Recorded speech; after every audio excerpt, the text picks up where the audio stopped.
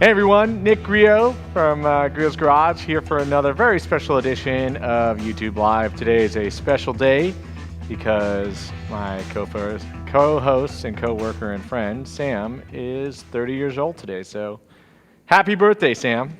Thank you, Nick. Thank you. Looks like you got some lit candles, man. You got to blow those out and make a wish. Getting wax on my unicorn cupcake over here. Yeah, we had our creative team put together some very nice, very appropriate, cupcakes for you, Sam. So everybody can see nice unicorn detail. I feel very grateful to have coworkers that would do such ridiculous things just for me. Yeah. So you're 30 years old today, yeah? Yep. And Big 3-0. All right, well, you better make a wish. We have to give the people what they want, which is information. Hey, let's say happy birthday. Happy birthday to you. Happy birthday to you. Happy birthday, dear Sam. Am I blushing yet? Happy birthday to you. All right, we got that out of the way. Happy birthday, Thank you, guys. Sam. All right. The obligatory song. Got them out in one. I'm surprised you guys didn't do trick candles. Kind of disappointed, honestly. 30 years old. Do you feel it in your joints? I don't yet. Okay. I feel great. All right. I'm going to take Not off yet. this Probably hat. won't be saying that. We are stoked to be with you guys today. We're stoked that it's Sam's birthday. We had a little fun Stoked here. to be Hope you here. guys enjoy it. Hope everybody's doing well out there. We're staying busy here at Griot's. Our store actually has reopened quite a little bit. Still will call service, but expanded hours to 9 to 4 on Monday through Saturday. We are still closed on Sunday. But we have a pretty exciting topic, or maybe it's not as exciting as it is kind of necessary if you're really detail-oriented, which is cleaning the undercarriage and everything that it entails. It's a fun job. You rarely see underneath the vehicle unless you're doing work or have it up on a lift, but it's definitely going the extra mile. Yeah, definitely. And there's a ton of benefits, and we'll get to all that, but be sure to submit some questions to us, guys, if you have, and gals, any particular processes you want us to touch on. We will respond to them in the comment section. Stevie is not on camera, but she is the voice of God that you will hear as she reads your interesting questions. So, yeah, we didn't get too many pre-submits, so make sure to keep us busy in the comment section. yeah, we're going to be giving away one of the Stay Out of My Garage shirts to celebrate our 30th anniversary. These are nice shirts to be doing automotive work in, detailing work in. So we'll give you that, and then a couple of the tools that we're highlighting as part of the processes that we'll show you. So again, fire away. We have at least one winner from the pre-submitted questions, and we'll probably give away a few more packages if you guys nail it. Ask us a good question or make us laugh. But yeah, crazy times in the world. We're here to take your mind off it and help you have fun in the garage. So Yes. let's jump into it. Get away. Do I have to keep this thing on the whole time, by the way? I hope. I think you should take it off. All right. Yeah, I don't want it, getting dirty underneath the Yeah, car this there, is like one thing, it's rare to have to do this a lot, but it is a dirty job if you're going full bore undercarriage cleaning. So keep that in mind. Don't wear clothes that you like. Yeah, coveralls can sometimes be a good idea depending on how intense you're getting under the vehicle. You might even want a hat. Yeah. I actually have a awesome story. When I was restoring the 71 Camaro, I had scraped off all the old Cosmoline and grime that was there to the point where I was going to reapply an undercoating spray to prevent any future corrosion. And it was rubberized. And I was under the car, had a drop mat down. The car was up in the air. It was in my dad's garage. Yeah. Sprayed the entire undercarriage over about 4 hours.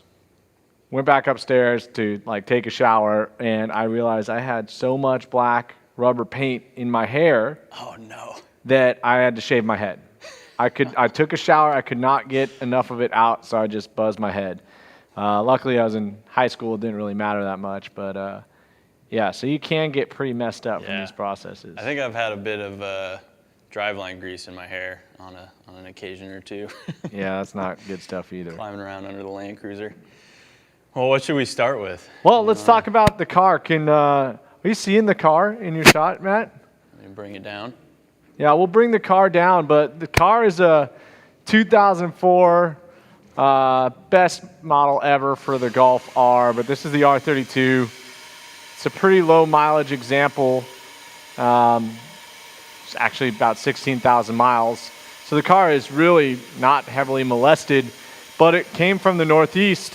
So it has, and it looks like it was stored outside for at least some period of time. So, and maybe some light winter road driving, really, really mild surface oxidation, but in general, just not very clean. Looks like nobody did an undercarriage detail. So we're going to show you all the tricks, and luckily everything is salvageable and in generally good condition.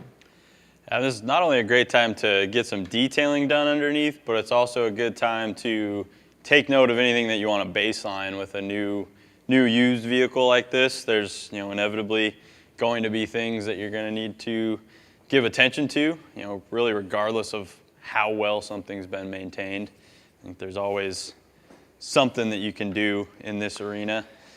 So cleaning up the undercarriage will expose certain things, leaks and things like that you may want to address. So it's a great time to kind of make a checklist of maintenance items and baseline items that you want to take care of following getting everything cleaned up down there. Yeah, we were talking about it earlier, Sam. I mean, we took these things off, and again, it doesn't have a lot of miles, but it is a 16-year-old car. Yeah. And so in a humid environment over in the East Coast, and again, some time was definitely spent outside, and we saw a lot of bushing failure, right? Just some cracking and stuff that you wouldn't be able to see unless you got under your car. So, and, when you clean stuff, like you said, big greasy components, stuff that, if you go off-roading, you get mud covering something you never knew was a problem. Oh, yeah. You can start tracking down where fluids originate from and really saving yourself some future headaches by addressing those things up front. And finding out how bad stuff is. I know I've been under vehicles before where you see some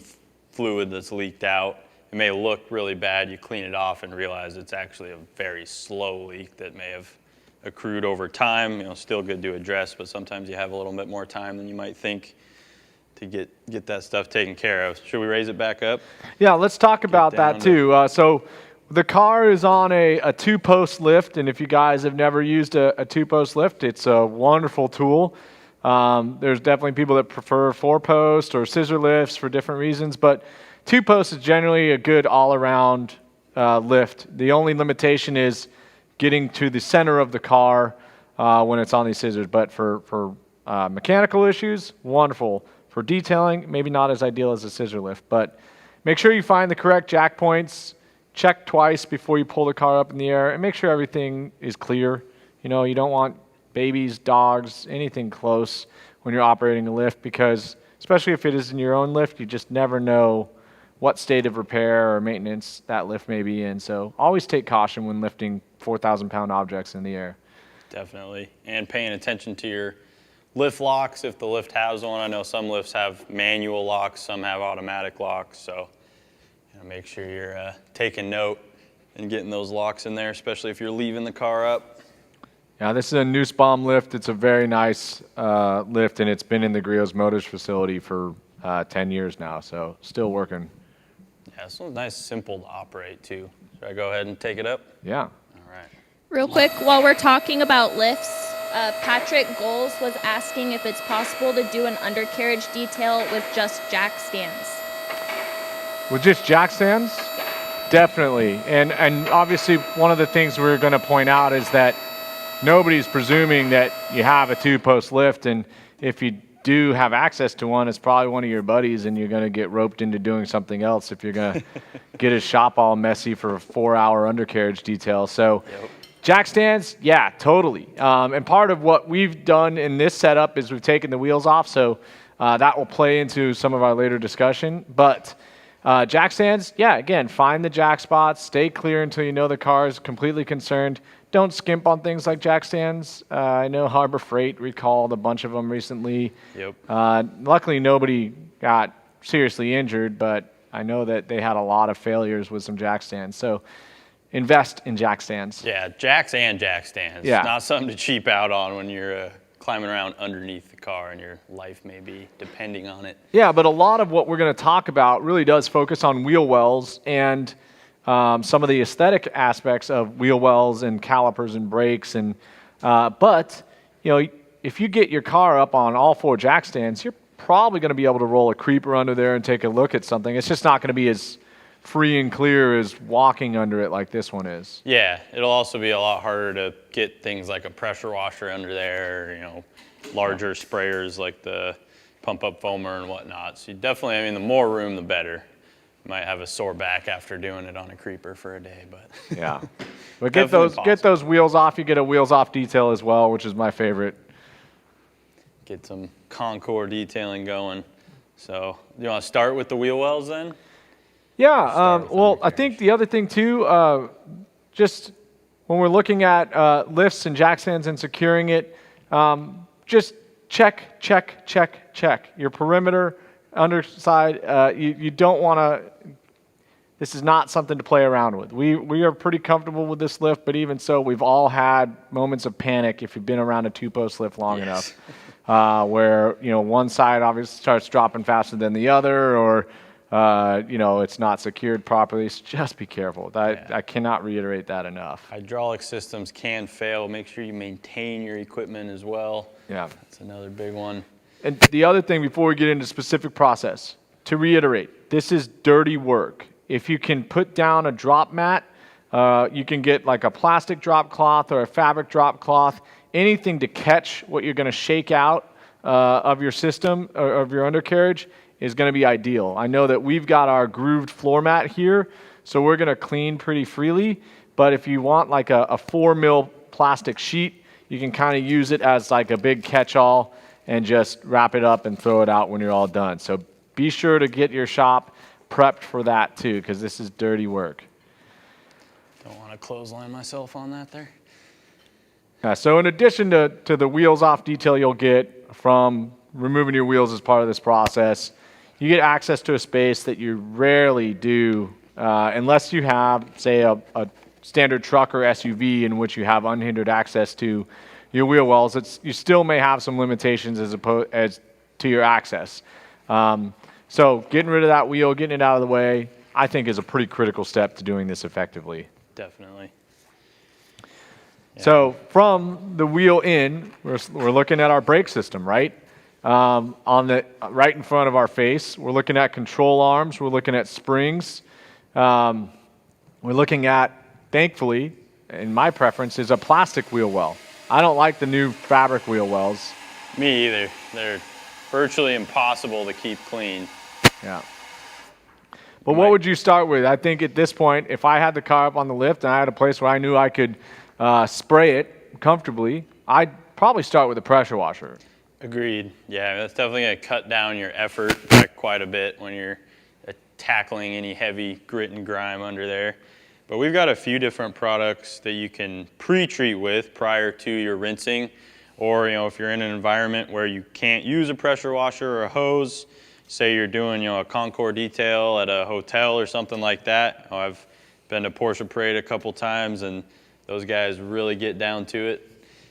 Getting the car up on jack stands and doing it all with equipment that you brought in a remote space is definitely usually in a hotel parking lot with like cell phone lighting, just like a terrible situation. Or like the basement of the parking garage. I think that was the last one that I went to. They had a fenced off area for Concord detail down there. That's going to make things a little more difficult on you, but when you have a lift and plenty of space and a hose and pressure washer, it's going to simplify it quite a bit. But one of my favorite products for undercarriage, really anywhere where you're tackling a lot of oily residues, grease, and grime, our Citrus Multi-Surface Cleaner. Phenomenal product for cutting through all of that and getting it down to a point where you can really get in there and clean and then protect those surfaces with something afterwards as well. So we'll get to it. I'm going to spray some of this. We'll do about half of the wheel well for you guys here. Yeah, leave some for me too. I want to get in there because this kind of stuff makes my mouth water. But yeah, so again, we've got a 16-year-old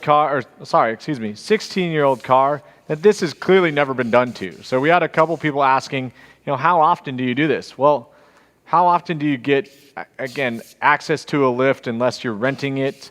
Some people asked about ice, and or salt. We'll talk about that separately. But in terms of doing this overall process, man, it depends a lot on how frequently you drive your car, what access to tools you have. Is it easy for you to get your wheels on and off? And I think that there's no requisite, right? If you have access to your wheel wells, you can keep them pretty clean. If you use a good wheel cleaner and you're staying pretty consistent, you can keep your caliper or your brake calipers pretty clean as well. So, Absolutely. Well-maintained car that you don't need to take a lot of looks at the underside of it. You may not do this more than once a year, if once every 2 years. But if you're prepping for a concours, you probably want to take this step. Yeah, and a lot of it, of course, too, depend what you use the vehicle for, how often you're driving it, all of that. Yeah, and as we stated earlier, Sam, like this car, it's newly purchased, but it's an old car. So this is part of kind of the assessment, right? Like we said, we saw a little bit of surface rust, nothing to be concerned with. Can it be cleaned? Yeah, we'll talk to you about that in a little bit. Some rubber, degrading. Is that something to be concerned with? Well, I think it should be replaced if you want ideal performance of the car. And that's one of those wear items that no second owner is going to, say, oh, that's not original. They want nice functioning rubber bushings. So, absolutely. And then again, just anything that looks out of the ordinary, right? We got a chance to peek around. It looked like somebody had put the car up on the lift in the wrong jack position and crushed a little seam that thankfully isn't that important. But and then we've also got, I don't know if you talked about that little exhaust modification in there that I may have made. Yeah, I'll let you show them that. Yeah. So describe just what you've done really quily for. So we're moving through here pretty quick. It's actually coming clean quite nicely without using a whole lot of water. I treated it with the multi-surface citrus. That foams up really nicely and gives you a nice long dwell time, stays wet, and starts to emulsify the dirt and break it down as it runs off the surface. So, one thing that would make this a little bit easier, where if you're in an environment where you can't use a hose or a pressure washer, at least having a bucket of water for rinsing your brushes and things like that is going to help out a lot. Of course, that will make more of a mess on the floor. So that's kind of something we're trying to avoid a little bit right here. So ideally, you're going to use a little more water than what we're doing. But this isn't extremely dirty. There's a good amount of grit, but there's not a lot of heavy grease. So we're not going to need to go after it with any brake cleaner or anything really aggressive. The citrus is breaking everything down really nicely. 16,000 mile car, modern production vehicle. You're not oil's not pouring out of a lot of places here. You're probably not, at 16,000 miles, you've done not much driving in a car that's meant to be driven. So we're not going to run into the common things. If you got under one of these old Ferraris or an old American car, you're going to find those under, the frames just caked with grease and years of dirt. We're not dealing with something that's that terrible. Yeah. Well, in this here, Nick, you'll see when you come over here, but I know before we started, you were talking about wanting to potentially replace these springs because they look pretty rough. It looked like they had some pitting, almost maybe a little rust and some paint chipped, but now that they're clean, they're in pretty nice shape. So. Yeah. Anything I don't have to replace is awesome, but I know better springs might give you a little tighter ride, so still reason to do that. No, there's a big wish list on ECS tuning for this car, and unfortunately, it's quite expensive. So again, Mediocre Handle had asked how often do you detail it? Again, it depends on the nature and use of the car. Daily driven car. Again, if you have access to the wheel wells, it's going to make it a lot easier. You could probably do it once a month. If you got a big truck, you can pretty much fit half your body in most F-150 wheel wells. So I'd be cleaning those pretty extensively. And I know in detailing, when you would focus on people's wheel wells, my favorite Oh, product man, is yeah. undercarriage spray, and it brings all the focus back onto the wheels and tires. So Well, it it goes such a long way for the customer too. Usually, yeah, they can't believe you've done that, right? In general. one of those areas a lot of people never address. So, As is obvious with this guy. This is Yep. I'm the second owner of this car, and the last guy didn't do anything. So luckily, in not doing anything, he left the car pretty well intact. This is one of those processes too, where if you're selling an enthusiast vehicle such as this one, you're probably gonna fetch a better price because it's gonna look and feel so much newer if you address stuff like this prior to selling it. Oh, I mean, Bring a Trailer has pretty much revolutionized how you view cars on the internet, or just like the ultimate sales pitch for a car. And you'd be crazy if you didn't get a car up in the air, right? You can see if a frame has been hit, if there's been any accident. We had a Volvo P1800 down at Griot's Motors, and they got it up in the air, and they saw the welding work to repair the frame, and they were like, "Oh my gosh, this car is a ticking time bomb."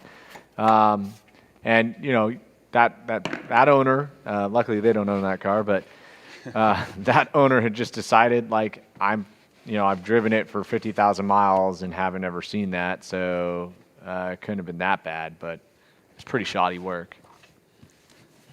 Oh yeah. But to your point too, Sam, if you're there are other tools. In fact, Griot's Motors has one. It's a dry ice blasting machine, and it effectively works like a pressure washer, where it takes these dry ice pellets and cuts them up and creates a super cold, like almost air. It's like steam, but the opposite with dry ice. So it kind of pulls things from the surface, but really like sand blasting or walnut blasting in effect. And you can use it safely on a lot of antiquated materials, and it pretty much is a clean reset. I mean, they Really did one it. of the safest ways because it won't damage painted finishes and things like that, right? Yeah, I mean, it was pretty nuts. It's not an inexpensive machine, but I think it's probably paid for itself already 3 or 4 times over, because you can expose, like you said, it doesn't damage any existing paint below things such as cosmoline or that buildup of dirt and grime. But they had done the dry ice process to a 1970, I can't remember the exact year, 240D, a Mercedes diesel wagon.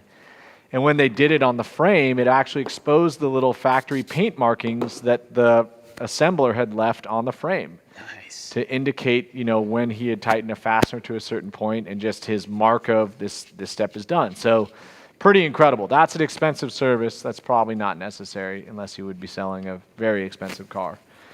Having So- a hard time not getting carried away. Under Yeah, here. Sam, I think you're probably getting carried away. Stevie, do we have any questions from the live stream? Voice of Brian was asking if a product is strong enough to do well on the undercarriage. Are there any concerns with getting it on the paint?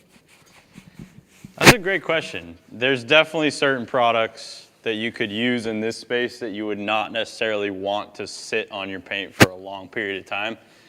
Now, I know most of the time with me, if you get it on the paint, it's likely not going to damage it extremely quickly. So as long as you get it off before it dries and has a chance to potentially etch.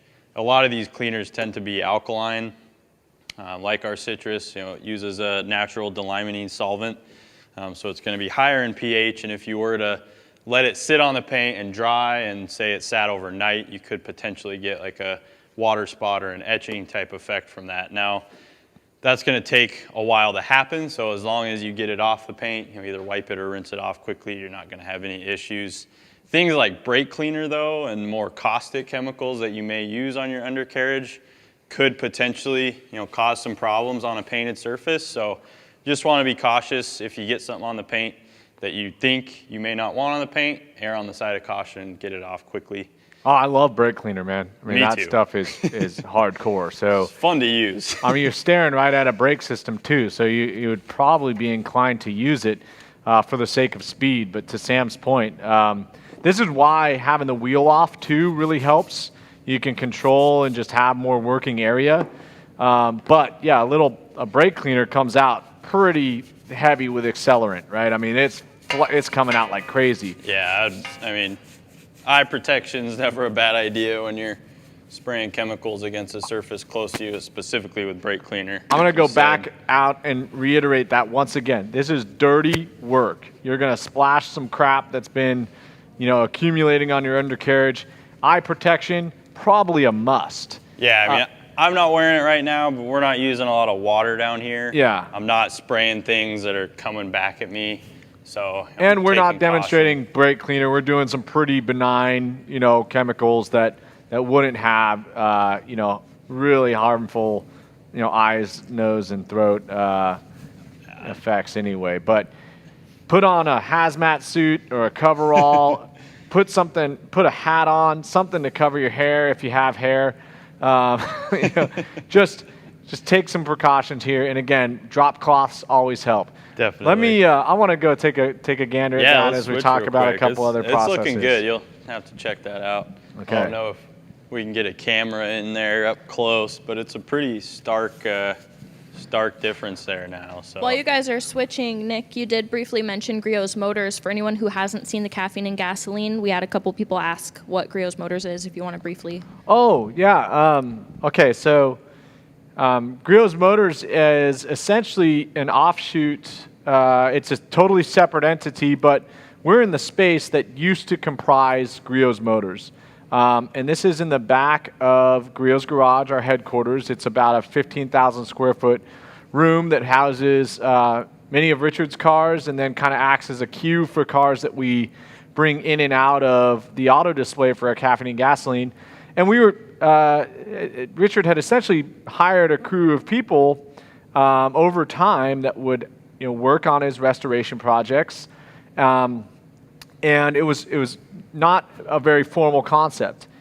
In the last few years, my brother Philip has come back to the family business, and in a way to kind of keep our roles separate, I work on the chemical side of Griot's Garage. Philip has an enormous interest in cars, restoration, racing.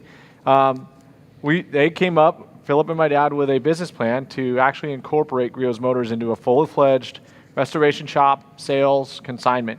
Now, they haven't done any grand opening. Everything's kind of been, sidelined a little bit if you're not living under a rock, or if this is their first day out of the rock, out from under the rock. There's quite a bit going on in the world that have delayed that opening. But they bought the property actually right next door to Griot's Garage and have moved in and created a state-of-the-art restoration facility that has a paint booth, a prep area, a storage facility for inventory and future projects, and then a wonderful shop. You will be seeing more of that to come. I hope I'm not trying to steal my brother's thunder. He's got a lot of good stuff coming, but that is essentially, again, right next to Griot's, forthcoming, and a pretty cool world-class facility they've got there to, legitimize some of the car collecting and also really give them all the tools necessary to do full-fledged restorations. Whereas when they're doing it here, there's a lot of limitations. But pretty state-of-the-art, too. I know that paint booth and prep and detail bay makes me a little bit jealous. Well, I have a feeling we'll be spending some time down there developing some products. So pretty sweet. Yeah. So you want to take a look at that wheel well, Matt? So as you can see, this side has clearly been paid attention to, and Sam, you're right, those springs actually look fantastic. I loved, the original Mark IV R32. You're not going to convince me that there's a more pure hatchback. Well, there are other ones, but in terms of Volkswagen's R platform, analog, just a 3.2 liter out of an Audi, just a really unique Wookiee is what they're generally referred to. But they took little cool touches like this, right? They had blue springs and blue calipers, and this blue was kind of the press car blue, but they came in 3 other colors. I probably should stop talking about this car because I'm absolutely in love with it. But you're right, though, Sam. Those blue springs came right back. Did you tell them the history, why you picked this one up? Yeah, I guess it's kind of important. So That's cool, man. when I went off to college, I didn't have a car. And the car that I had driven around when I was at home was given to my brother, which was a red 2-point slow, 8-valve Golf Mark IV, cloth seats, 5-speed. 3 soccer players learned to drive in that car. It was a pretty stinky little Golf. when it finally met its maker. Maybe on the road somewhere. But I bought a Mark IV R32 off the lot in Volkswagen with 6,000 miles on it. And I owned that car throughout college and about 4 years after I graduated. At some point in my commercial real estate job, I couldn't put 60-year-old men with back problems into the back seat of a hatchback. I had to get rid of that car. And I put 60,000 miles on it. I crossed the country 4 times to Atlanta and back, all different routes, all different co-pilots, did it alone. And, on the streets of Mexico, I was, double clutch downshifting this thing at 100 miles an hour to pull through dust clouds in the farm areas of Mexico. Yes. So I just love this car. I never really messed with that car either. So when I had the opportunity to find kind of one that took me back, I jumped at it. I also had owned a Mark VI Golf R and a Mark VII Golf R, and I hated both of them. They were too electronic. I need analog. I need action. Sorry, Golf R owners. Yeah. So I mean, they're faster for sure. Those 2 liters put out 60, 70 more horsepower than this thing, but they don't sound as good. And I don't like cars that shout at me. It's hard to argue with the 3.2 in these, man. That naturally aspirated pull is quite nice. It sounds so good too. It's just got an awesome V6 sound. So cool thing about these early 2000 cars, they were still making plastic wheel well liners, which make it easy to both clean, see the true nature of it. You can see just some little scuff marks. That's nothing really. I mean, these are actually nice and black. They usually start to gray out and get really nasty, but the side that Sam didn't clean definitely needs some attention. But at the beginning of this, I thought I was going to replace the springs. Definitely don't have to replace the springs. I can always check the thickness of my brake pads, right? So there's plenty of pad there left. I don't see any fluids. This is a really good kind of once-over to give your car. At the end of the day, we will dress some of these components with a couple products as well. But Sam kind of worked on the wheel well, demonstrated multi-surface cleaner. We did have some person ask about using the Boss foam cannon for this process. Yeah, Mark Foley, I think this was on Facebook. What's the best soap for cleaning the undercarriage with the Boss foam cannon?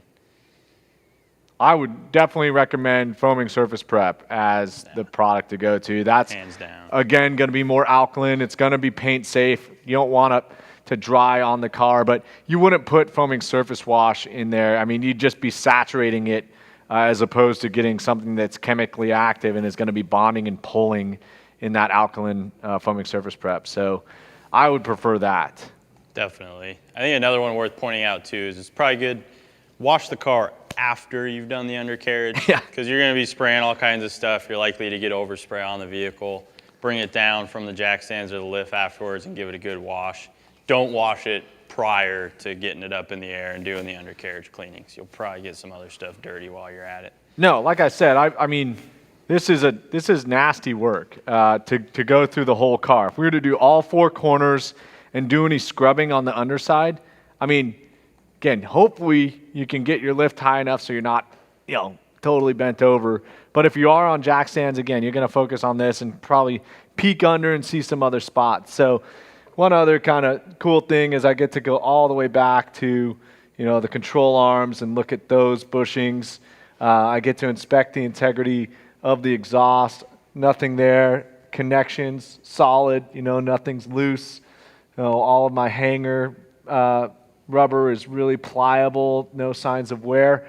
Then again, this car is way too low mileage to be concerned with a ton of stuff, but you can see kind of that factory undercoating still well intact, and you can almost see the blue through the very light surface dirt. So that's going to be all easy jobs.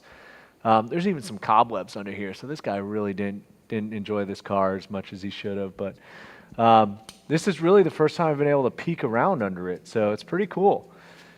It's coming clean pretty nice and easy too, which is really satisfying when you're down there doing it. I know on my Land Cruiser, there's just some spots that I've kind of given up on.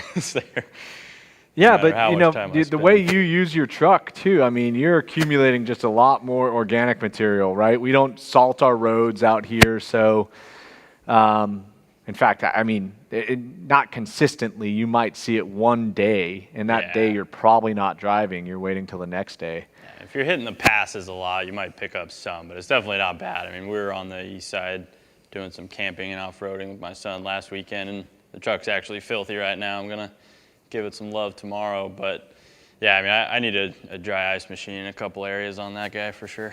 So there were a couple questions about this too, Sam. The undercarriage wands. What is your experience with them? What is your general feeling there? You know, they're not bad by any means. In my mind, though, it's meant more as a maintenance tool to touch up after a more thorough cleaning like what we're demonstrating here. Because they're really, I mean, it's a lot like when you drive through an automatic car wash, you get the pressure blast on the undercarriage. It's not doing any deep cleaning. It's really just rinsing, getting off residual stuff. It's a great thing to use, I would say, if you do live in an area that does salt the roads and you own a vehicle that you care about and you don't want to turn into a rust bucket. Hitting it periodically with one of those, you know, during the winter months if you can. I know a lot of times it gets cold on the East Coast, so getting out a pressure washer may not be possible, but if you do live in an area that salts the roads, those are going to help you a lot in keeping the salt off of some of those metal surfaces that are going to rust on the undercarriage. But do your research just like anything else. I mean, there's a lot of cheap ones out there that don't have that great of reviews. I like the just the wand attachments instead of the actual like water broom pieces, because you can manipulate those a little bit more. And depending on how low your vehicle is, you may or may not be able to get the whole undercarriage with one of those. And that's another thing with the water brooms. If you have a really low car, you're going to have to get it up in the air to get one of those underneath it. But I mean, they're definitely a sweet item. It's just don't expect it to do any deep cleaning, I would say. I'm going to go ahead and say, unless you live in an area where salt is a concern and it's a daily driven car that you can get under easily, you should not be paying too much for that type of tool. You're not, I mean, here in Washington, I probably wouldn't have it. Yeah, I've never really felt the need for one. I mean, granted, my Land Cruiser is up high enough that I can get the pressure washer under it pretty easy if I want to, but yeah. Our foaming polygloss is something that I always like to hit my wheel wells and undercarriage with after a good cleaning, because that'll coat them with some protection that's going to help, you know, crap from sticking or salt and things like that from penetrating and causing issues. Yeah. So again, there's another question about what's better, the wand or a pressure washer, just like the end of a gun. I'm going to say the gun's going to be, more effective. It's going to be more targeted. You'll be able to impart more pressure. We did have a question about the ideal PSI. I think it's going to vary by the product, but just imagine, you've got all the PSI of a pressure washer focused out of one tip versus being diverted into 4 other points. You're going to lose some PSI. You're still going to have good pressure, but it's not going to be as focused as just one single tip. Yeah, and I think stay away from any of the 0-degree tips or like turbo nozzles. You might think that, the metal and things like that will hold up to it, but there's delicate electrical connectors, fuel lines, the underbody coating, things that a 0-degree tip could potentially penetrate or damage. So keep it to like I'd say a 15 to a 25 degree. Going along with that, Pete B. CLE asked, is there anything to be cautious with pressure washing the undercarriage on modern cars or trucks, for example, CV boots, differentials, etc.? The general rule of thumb I use, like for engine detailing as well, is if it's leaking, you don't want to focus high pressure water on it, because if oil's coming out of it, water could probably get into it. So if you have a split in your CV boot or a leaky oil pan gasket or something like that, I would clean those by hand and keep the pressure washer away from them, ideally. Water doesn't mix well with oil and lubricants, so ideally keep that away from anything that's leaking. But other than that, I mean, the undercarriage is made to get wet, so you just don't want to focus really high pressure focused water on something that's leaking or potentially delicate. I can't help myself, Sam. It's hard. Just saw a spot, and it's I fun just too. jump into it. It's coming so nice and clean. It's hard to stop. So I will stop a little bit because I'm going to talk about another area and then I'll go back over there. You can come and do a different space. But your brakes are great. This is a great thing to address right now. So our caliper is a painted caliper. Not all calipers are painted, but all calipers definitely have the potential to get quite dirty. So this is a great time to brighten them up. And you can actually do things such as I'll always put like our one-step sealant or a polywax on these once I've done a pretty thorough cleaning. I'm not going to clay this. It's not as nice a paint system. I mean, some of the high-end Brembos and things that you're going to see on a Porsche, a McLaren, they're probably going to have clear coat. This is definitely just a powder-coated piece. It's going to look great once we clean it up, but that's not something I'm going to follow every single process. I'm probably going to apply polygloss or one-step sealant by hand with a little 3-inch pad. Yeah, getting something on there for protection is never a bad idea. Yep. Carbon ceramic brake rotors are not super common, but if you do have a vehicle with those, you do want to be cautious of any type of dressing or protectant around that surface. If it has a high silicone content, like a tire dressing or an engine bay dressing, things like that, you'll want to keep those types of products away from carbon ceramic rotors because they can compromise the material and potentially cause it to fail when it heats up when being driven. So do be cautious of that if you have carbon ceramic rotors or work on vehicles with carbon ceramic rotors. So I'm going to actually just stick to my knitting with Citrus Multi-Surface Cleaner. It does such a good job, and I can just let it hang on and cling for a little bit. But Always give some of that away too. Yeah, with this I think we will. And we have to proclaim at least one winner. Yeah, I was going to say, I mean, I don't want to interrupt you, so you can go ahead. But well, Henry Garza for his participation.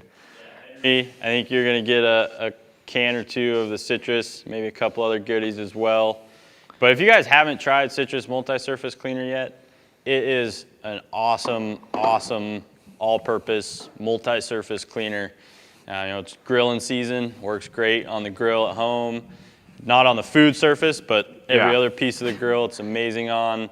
I use it, in the kitchen on appliances every once in a while, on your range hoods and things like that to get oily and greasy. Anywhere out in the garage, it's great at wiping workbenches down, cleaning up messes off the garage floor, off your tools. I love hitting my tools with it just real quick after I use them before I put them back in the drawer. Lay them out on a towel, give them a quick spray, and just wipe them off. It's just an all-around great cleaning product. Very capable, but also very safe. So we're getting some action right now. You guys saw me. I kind of applied this quite liberally, not really too worried about, again, this particular brake system, steel rotors, to Sam's point. There's no silicone in that, so we're not going to leave anything behind. But I'm going to just wipe up after myself. On the actual rotor itself, this is not going to, it's going to get cleaned off before I leave the parking lot, essentially, with the friction there.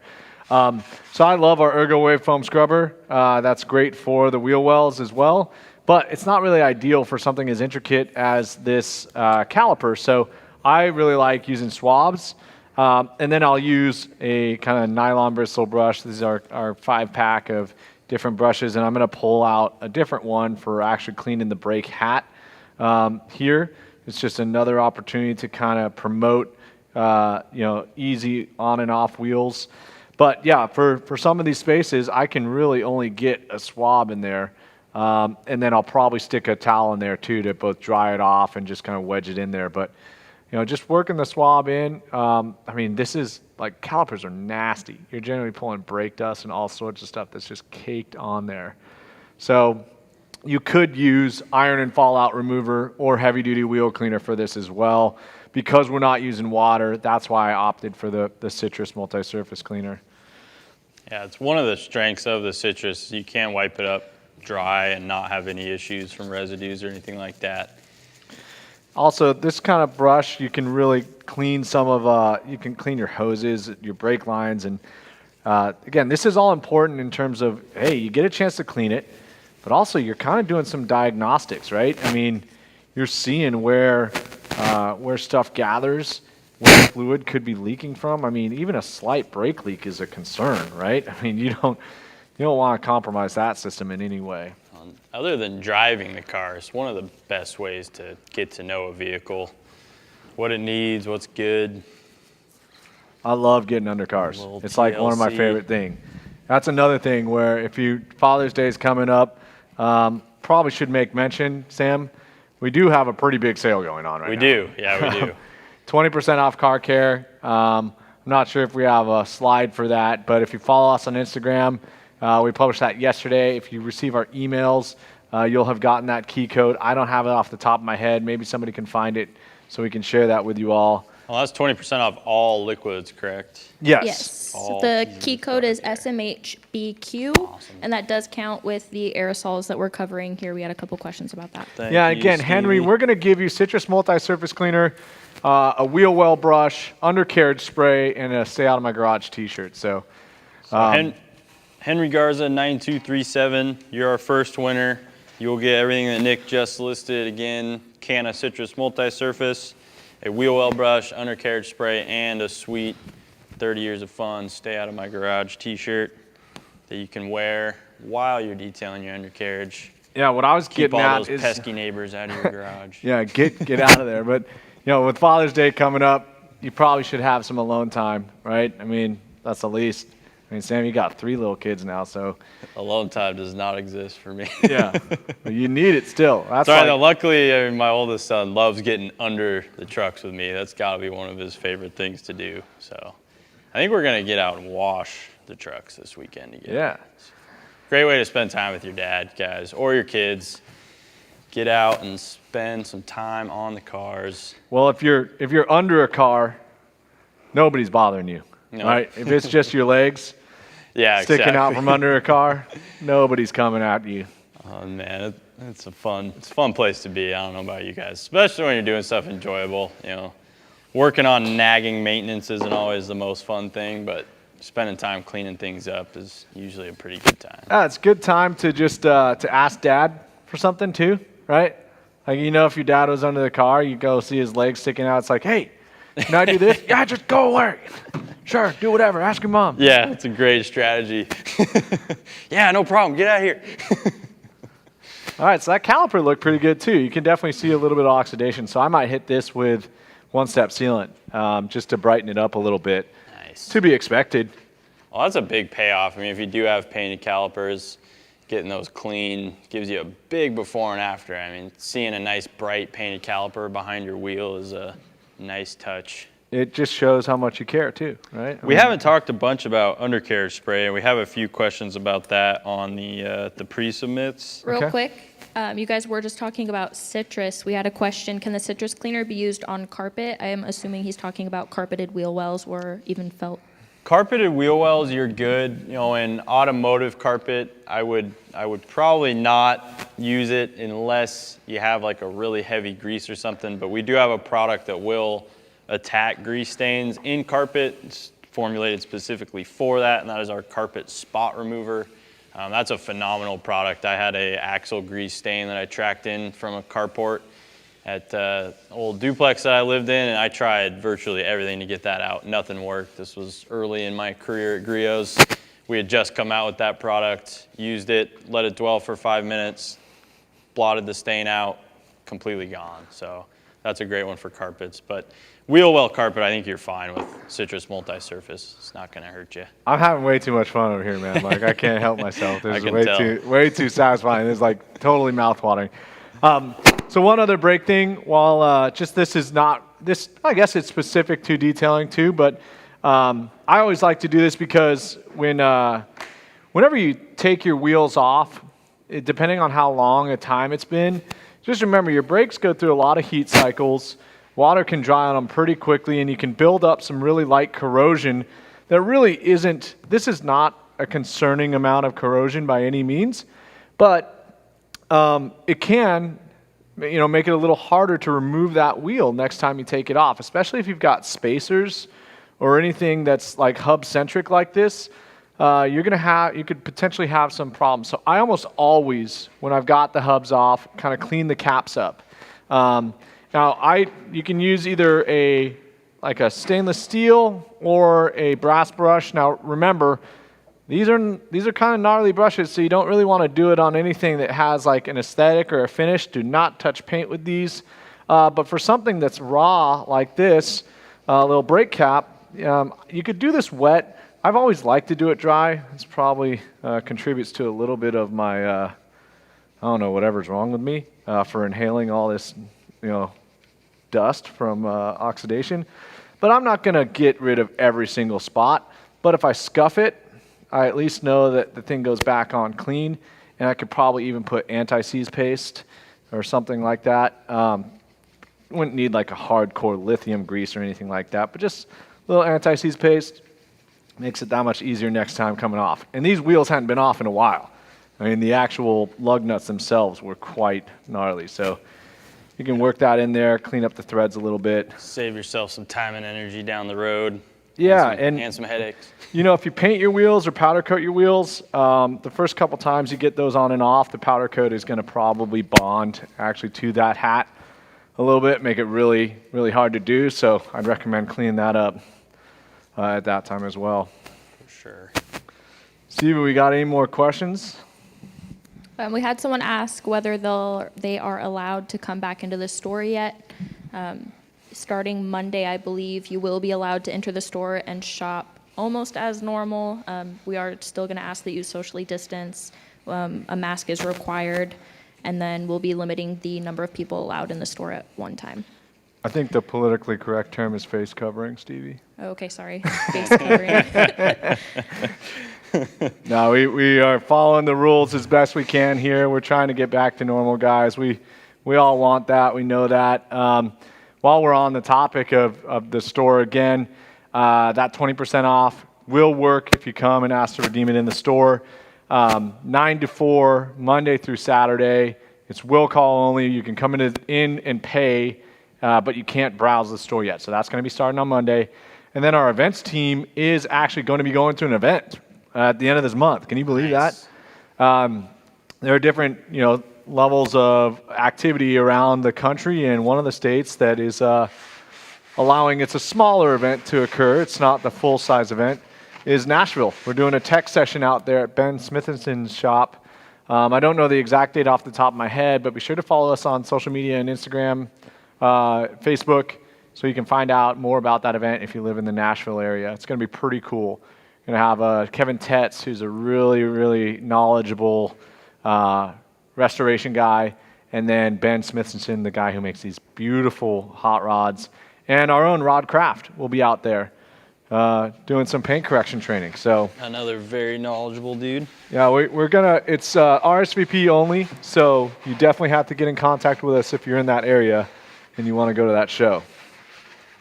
Oh man, this Ergo Wave is just absolutely crushing wheel well cleaning. Nice. Ergo waves and their many uses. Hopefully Jeffrey's watching. Jeffrey, if you're watching, we love you. We miss you. Brown. Jeffrey has been mouthing off in the comments. Oh gosh. Of course he has. Going to get himself in trouble. He was saying that his Volkswagen is better than yours, so. I like Jeff's Volkswagen. Jeff, so one of our technical partners is APR, and if you're unfamiliar with APR, they are like the absolutely most lunatic Volkswagen, Audi, Porsche. I'm probably missing a brand, but they take everything and turn it up to 11. And they did a special build with Jeff's car. I think he'll probably fill us in and correct me, but like some stage 2, enormous brakes, coilovers, custom APR wheels, exhaust, chip tunes, throttle bodies, all sorts of stuff. And I think his GTI, Mark 7.5, I want to say, puts out like 300 horsepower. It is fast as all get out, and Pretty it pops rowdy. and cracks like a teenager's car, but it's badass. Yes. Jeff's pretty Volkswagen to the core, man. Yeah. He's got the Atlas. I know he's just GTI. jealous. He wants to come polish this car. We'll rub Yeah, on he's it. To go. probably salivating at those swirl marks in the light there. Yeah. No, that's looking pretty good. So, Sam, I'm going to let you come tag in a little bit, but All right. I'm going to clean up the last bit of dust in here because you do get a little bit of dust. So just like some basic corrosion. But, if you start looking at these threads, they look a lot cleaner. And again, this isn't rust-free, but this is surface rust. This isn't like structural corrosion. So I'm just doing it for the purpose of making the wheels easier to put back on and off. So don't miss that opportunity because, all of a sudden you do, and, 3 years from now you haven't done it at all, and it is a pain in the butt, and you pull a wheel off and it finally jolts off, and you're on your ass and you got a dirty wheel on your chest, and you're wondering why you didn't listen to me. So just do it. Jeff said 337 horsepower, by the way. Who's counting? Is that on the dyno, or are you just counting the accrued horsepower each mod is supposed to add? Uh-oh. We better not poke the bear too hard. I know it's tuned, Jeff. Don't worry. We did have a couple questions about undercarriage spray. We'll get back to that real quick. One of the guys asked if you can use that through the foam cannon. No, you cannot. It's essentially a high silicone spray. It would gum up the foam cannon pretty good, and it's not going to foam at all. So leave that one to the sprayer straight out of your bottle. It's this nice bright blue product here. Hey, Sam, before you apply that, will you talk about the other cleaners as well? Yeah, absolutely. And Stevie, did you have a question? It was about undercarriage spray. Kenny D asked how long he can expect it to last. Will it wash off? It will wash off over time. It's not going to wash off after one car wash. I would say you're going to get multiple car washes out of it. And a lot of it depends on the prep work that you put in prior. This product is designed, to be used either over a clean surface or a slightly dirty surface. However, you will get better results, as with anything, if you clean it up first. So you can spray this over light dirt, in a quick application, say on an SUV, you're doing a wash on your Suburban or something like that. It's going to darken everything nicely without necessarily having to do deep cleaning. But when you do deep cleaning, you will get more durability out of it. Depending on the surface you apply it to, it likes, porous or textured surfaces a little bit better. If it's a smooth plastic like this, if you apply it heavily, it can run. So sometimes I'll just come in with a sponge or a towel and just lightly even it out. But great product to add a nice deep finish and kind of bring the newness back to a wheel well and undercarriage surfaces. And it will also help protect against corrosion on metals as well. So. It's my favorite product we sell. It always has been. Primarily because I grew up in the back of the warehouse next to the bottling plant, and I just like the smell of it. It's pretty much like that and gasoline are my 1-2, and then 1994 Speed Shine with all the crazy stuff that was in it at the day. This is a little bit of a tangent, but I had an extremely proud dad moment the other night. I was filling up, Owen and I went and got some gas for the yard equipment before mowing the lawn, and we were filling up the lawnmower, and he goes, "Dad, I love the smell of gasoline." Oh yeah, you are my son, Owen. Yes, I was like, me too, man, me Yeah. too. It was funny. He was like, "It smells kind of bad, but I like it." Yeah. Well, hey, we still Pretty need accurate to give depiction. away a couple more of these undercarriage tools and kits that we came up with out of nowhere. So, Stevie, will you be sure to repeat the 20% off key code again? And then, guys, fire away, ask us some questions. Henry Garza, you've already won because of your extensive participation. You got a ton of questions.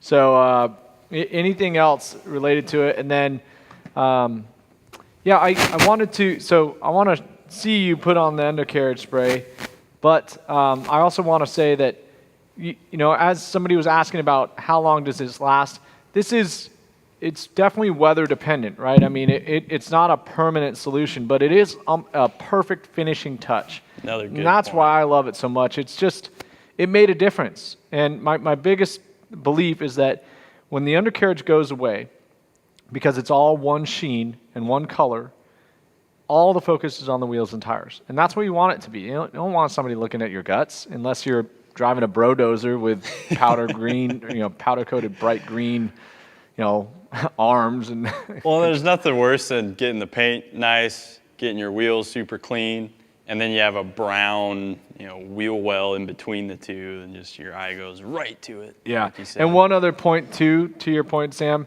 the cleaner the surface is, the less undercarriage spray is needed, right? If you're trying to spray undercarriage spray onto dirt that's caked onto your wheel well, it's not going to absorb. It's going to absorb. It's just going to keep getting sucked in to that dirt, and you'll never actually see that effect.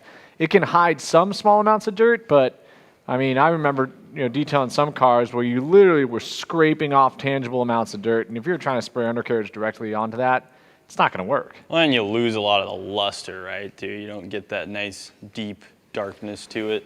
But don't over apply it either. You get a little goes a long way. Yeah.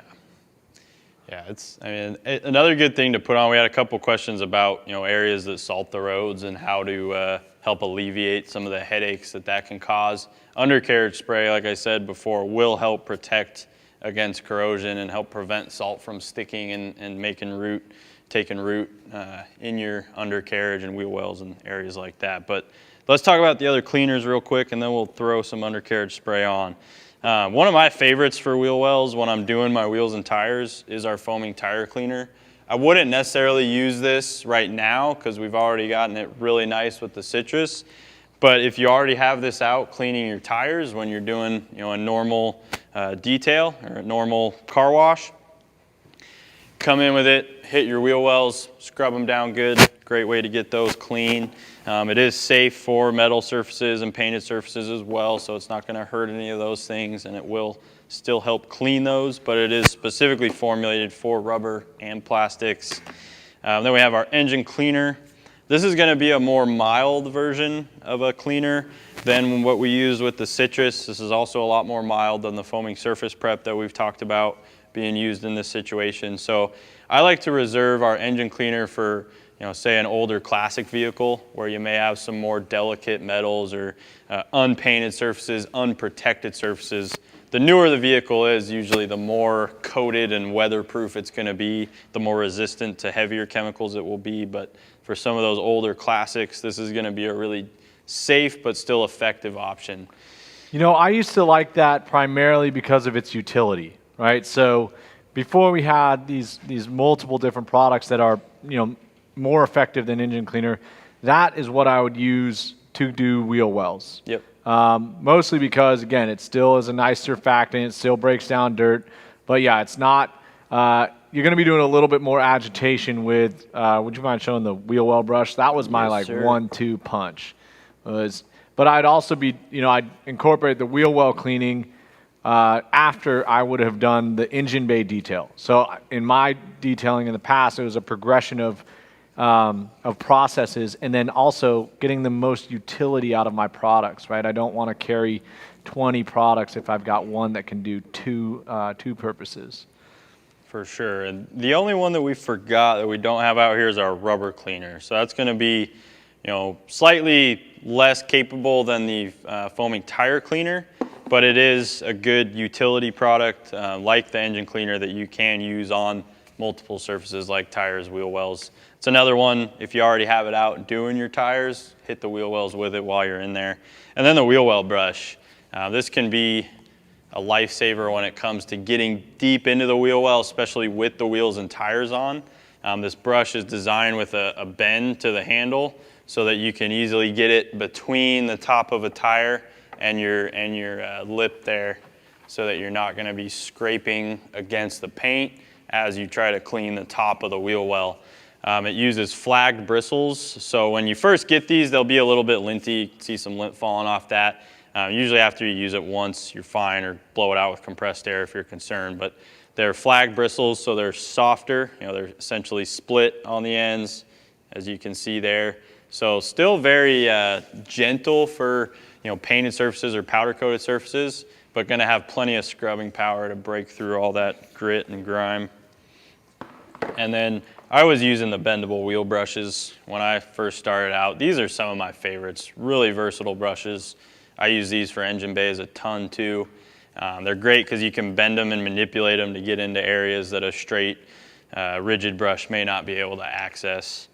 And they're also gentle on painted and powder-coated surfaces. Can I also say too, we're doing this process here, but we've got a multitude of tools that are great for these things. So however you prescribe it, just we're trying to kind of show you the utility of these products. Now, Options. if for that caliper cleaning process that I had done, if I was in my driveway with a hose, and this thing was up on a jack stand, it's off, I'm probably going to do iron and fallout remover, which I'm sure you'll get to, on those calipers and anything that surrounds the brake area, Yep. and then use a wheel cleaning brush.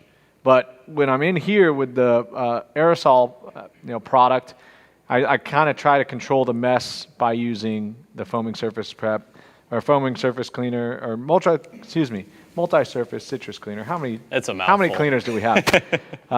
Plenty of options. To keep it a little bit more under control, but Something for everything. So that's a good segue into iron and fallout remover, which Nick mentioned. Iron and fallout remover and our HD wheel cleaner are both good options. Iron and fallout remover is a higher concentration, so this is going to be a little bit more capable, especially when you're up against a neglected surface. Great product to hit your wheels as well as everything behind the wheel that Nick just mentioned. So it's going to break down the ferrous metal particles, get rid of any deposits which you can find on calipers, the brake rotor hat, all kinds of, back on the spring, all sorts of areas like that. So phenomenal cleaner to use in there as well. I would specifically use this one, in this type of situation where it's a newer vehicle that you haven't addressed yet. It's going to save you a little bit of time and energy. And on that brake rotor cap, you might actually get some of that oxidation to be loosened up so that it would come off just with a simple cleaning as opposed to the agitation with the stiff bristled brushes. Definitely. I have seen iron and fallout remover take out light surface rust too on areas like that. So that's another good benefit of that product. And then we have our oil and grease cleaner. This is a Griot's Garage staple, been around for a long time. Very safe, but also capable. This one can also be used dry. You don't have to rinse this off. And this is a good one for tools and floors, and I've even used this to pre-treat clothes that I get oil stains on. It does a nice job on that too before you throw them in the wash. I used to use that to mop up certain father's garage floor after maybe having a few beers in there and spilling them on the ground. Yeah, it does. Nice citrus scent. Leaves no trace. Yep, that's a good one. I've since told my dad about all my escapades, but relatively mild too. I have experience with our citrus multi-surface cleaner. Don't use this on a wood floor that's finished. I've taken some veneer off of finished wood floors with this, whereas this guy is going to be a little bit safer in that type of scenario. Paint safe, but with an applied finish like a stain or a varnish or something like that, you're not. I mean, those wood paints. I mean, they're so soft. Yeah. So I mean, there's a lot of things that would have done that. So. Yeah. That was my fault for not testing it first. And then we have our foaming surface prep. Again, this is in the dilution bottle, so this is diluted at 10-1. This isn't straight concentrate, as you can see with the lighter yellow color. But never use the foaming surface prep straight. It is very strong and can irritate skin if you use it straight, so dilute it. Very, very capable, but also very safe. This stuff is, lights out. You can use it on so many different things. It's an awesome product to have in your arsenal. Not only for situations like this, but also for your paint. It's kind of a good reset button, get old wax and sealant off prior to paint correction, things like that. We've talked a lot about foaming surface prep over the last several months. And then one of my favorite tools for undercarriage is pump up foamer. This is going to save your wrist and hand cramps. You can throw whatever your selected cleaner is. Of course, the aerosols won't pour out, but any of the others, the foaming surface prep 10-1 is one of my favorites to load this up with. Fill it up, give it a few pumps, and then you've got plenty of spray. You can go to town and coat big surfaces with this, and then come in and scrub them. So that saves you a lot of reduces trigger fatigue as well. Definitely, which can be a problem. Again, like a little Volkswagen's wheel well is manageable. Big trucks have big wheel wells with lots of exposed parts. Like you said, you could pretty much set up camp in them. Yeah, and a lot of the time you're using tiny swabs and brushes that are already hard on your hands. You don't want to be standing there squeezing a sprayer over and over too. Trying to make it easy on you guys. That's definitely a convenience tool. It's not necessary, but it will make your life a heck of a lot easier. And you can use it for a multitude of functions on the paint. If you don't have a foam cannon or a foaming sprayer, you can use our entire foaming system through these pump-up foamers. So it's another good use. And then probably last but not least, if you run into tar, which is normal on a wheel well or undercarriage, the vehicle's being driven on asphalt roads and whatnot, which have plenty of tar, the 3M general purpose adhesive remover or a comparable tar remover will work great. you always want to have one of these in your arsenal when you're attacking undercarriage, because you're likely to run into that kind of stuff, and a lot of other cleaners may not take it off. Yeah, and to not harp on trucks so much, but if you get in a truck and the actually plastic wheel well liner ends and you're looking at a painted body panel, well, you might find tar on Almost that as always. well. So the biggest recommendation with the 3M stuff, it is pretty gnarly. I always like to, if I'm doing a painted surface, to clay that surface first. We did a extensive demo on decontamination and the merits of using chemicals before you approach with mechanical processes. But that just avoids dragging that tar around, or in fact also helps to soften that tar up, which makes its subsequent removal easier. Yep. Yeah, and like Nick said, do be cautious. All the aerosols, as most aerosols should be, need to be used in a well-ventilated area. So if you're in a small garage space, open up the garage door. Make sure you're keeping some fresh air coming in.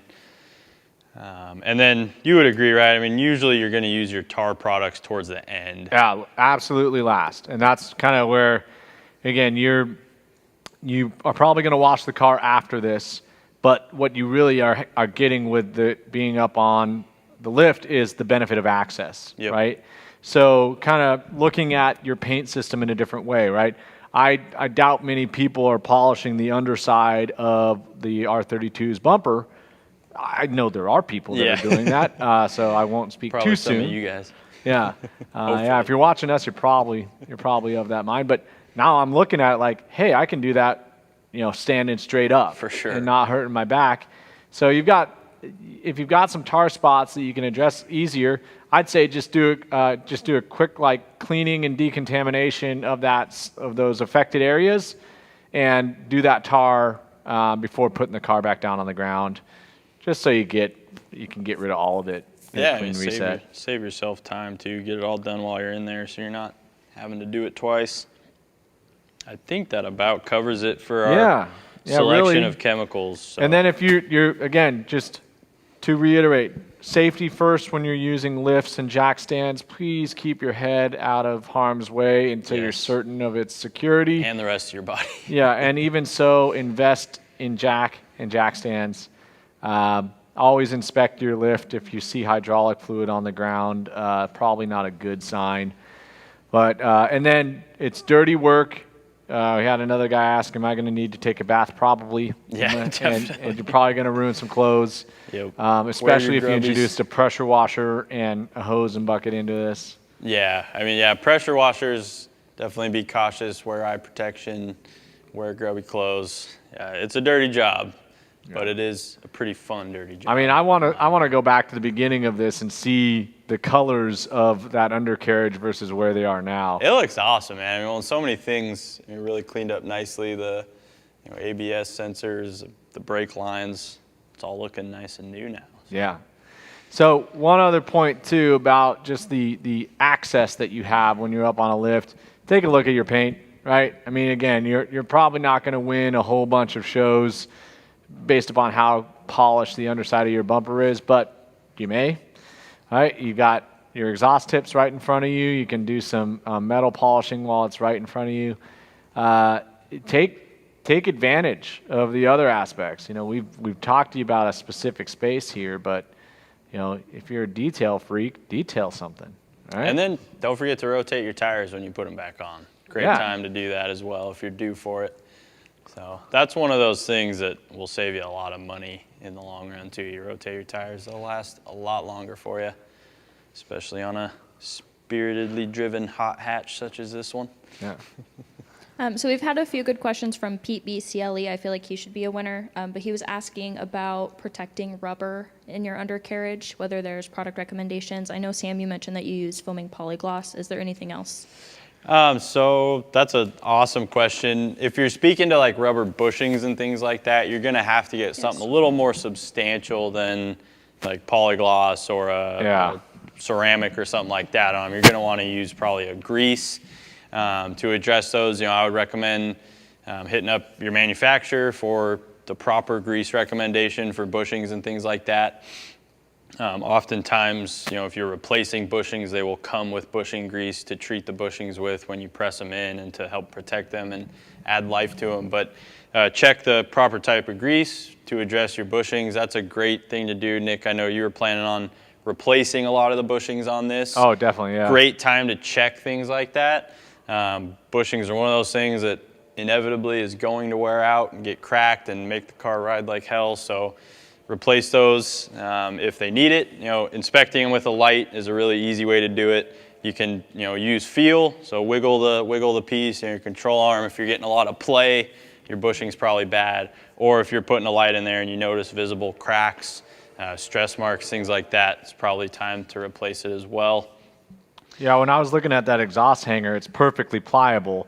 6 inches down the line, there's a control arm bushing that is cracked. Yep. So it really depends on what it was made of the first time, and that it's inconsistent throughout the underside of this car. Some are in great shape, some are just failed. And I know one of the products I use to lubricate rubber and bushings and things underneath the vehicle too, some good water resistant or waterproof silicone spray. That's a cheap and easy way to do it. That'll also help keep salt from damaging the surfaces. But yeah, polygloss and I was gonna say ceramic 3-in-1 is another good spray on, rinse off protectant for all of the other surfaces under the vehicle as well. Yeah, a ceramic 3-in-1 coated plastic wheel well is gonna look pretty nice for a while. Definitely. Still gonna get some organic junk, but it's gonna stay clean. Yeah, it'll keep it cleaner. Our vinyl and rubber dressing isn't going to serve much of a purpose in a wheel well or the undercarriage because it's water-based and will rinse off with extended water exposure. If it's a Concours vehicle and it's not being exposed to water, that would be a great option for you. But on a daily driven vehicle, you're going to want to stick to a grease or something that's more waterproof or water resistant. What else we got? Jeff Brown said, ask Sam how you remove 1 inch of burnt rubber caked in the wheel wells. From that 337 The horsepower. pressure washer helps a lot with that, or a set of plastic scrapers, depending on how roasted those tires got. Track spray, baby. Track spray too, yeah, absolutely. The particular situation Jeff is talking about, I'm not sure track spray would have helped a lot, but Yeah. Well, yeah, probably those tires were cooked off pretty bad. temperature and yeah. Hey, Yeah. I want you to apply the undercarriage spray so you can just demonstrate that. Yeah, and for then sure. I want to get like a one last shot of how clean that undercarriage has gotten because I think it we're looks getting great. we're getting late too. We thought we weren't going to have a whole lot to talk about. I know, but man. That never happens. What time is it? I Gosh. think it was like 5:30 almost. Wow. Okay. All right, so check our sprayer there. You want me to do the whole thing or just half so we can do see it. a Yeah. 50-50? I guess we can do half. Yeah, fine. Although you could just show it from the front, do the entire back one and show Oh the yeah, front wheel that too. works. It's probably easier to see the difference that way anyways. So this is a smooth plastic wheel well. So we're gonna come in with a towel and go over this so that it's not dripping. One Probably more got- time to remind you all too, we do have a 20% off liquid car care sale going on right now. Stevie will put that key code in the chat. But yeah, that is going on right now. So if you need any chemicals, now is the time to stock up. Yes, key code SMHBQ. Sorry, Sam, I totally cut you off. No, you're fine. We were coming to an end. I figured I needed to get that I in was at just least saying one I more got time. a little overzealous and sprayed that all I over. know, I saw you spray like 8 sprays. A I was little like, bit of uh-oh. over application probably. But What's going on That's there? all right. Wipe it nice and even here. Obviously this part is easier to do when you have full access to the well.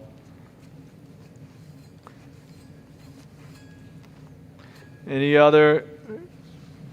Patrick Goals asked, do you guys recommend using steam on top of the chemicals for the wheel wells? I've seen detailers use something like that in videos online. Steam? Steam. I'm steam guarantee yeah. Steam would do a hell of a job. For sure. That's a good alternative to a pressure washer. And that's something that you could definitely do in your garage. Yep.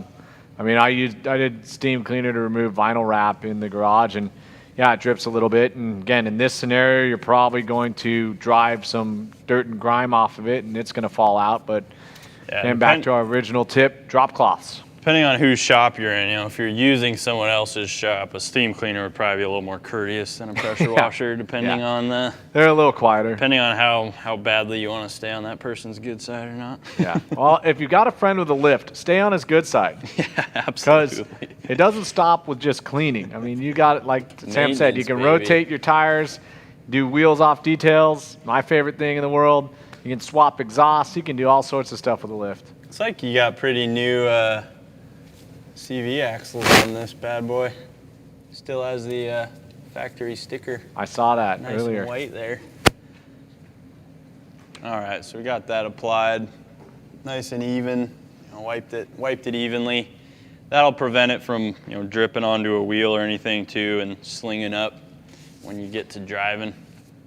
All right. Well, if we get a before and after shot of the front and rear, I think we'll probably sign off unless there's any more questions that are coming in. So let's we'll show you some of that, and maybe Sam, you can point out some of the differences, and we'll wait for a few more questions to come do in, it. and then we'll.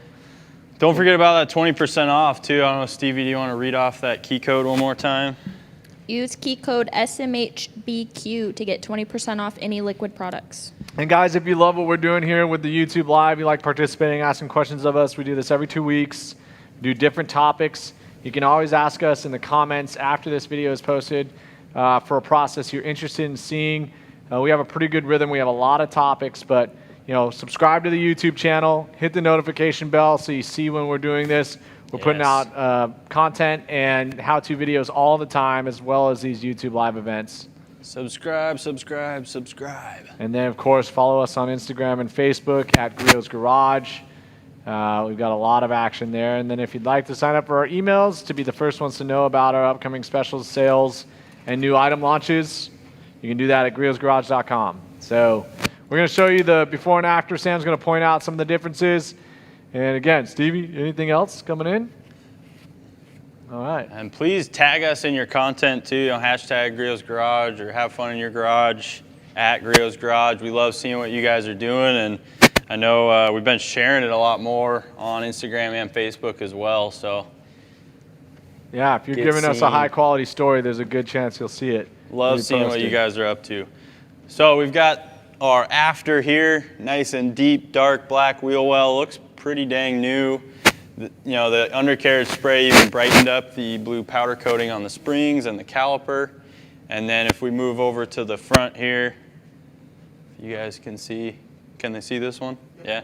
So the front obviously has not been touched, but it is filthy, and you can see how that would really detract from a detailed vehicle after you put the wheel and tire back on there. Another thing that I don't think we've mentioned is the benefits of cleaning prior to doing maintenance. You get that surface clean, that area clean when you're doing a brake job or servicing a wheel bearing or something like that. It's just going to be a much more enjoyable process because you're not having dirt and rust falling on you and having to knock grime out of the way to get to something and things like that. It makes it much more enjoyable to service the vehicle when it's clean. A clean car is better in every way, right? We can't reiterate that enough. But well, one of my old neighbors had a great lesson for me too. He was the service manager at a local Honda dealership, pretty big operation. And he always told me from like when I first started driving, he's like, if you're ever taking your car in to get serviced at a dealership or a shop, clean the areas that they're planning on servicing, because it prevents the service guys from getting lazy and leaving grease and nasty fingerprints and stuff all over.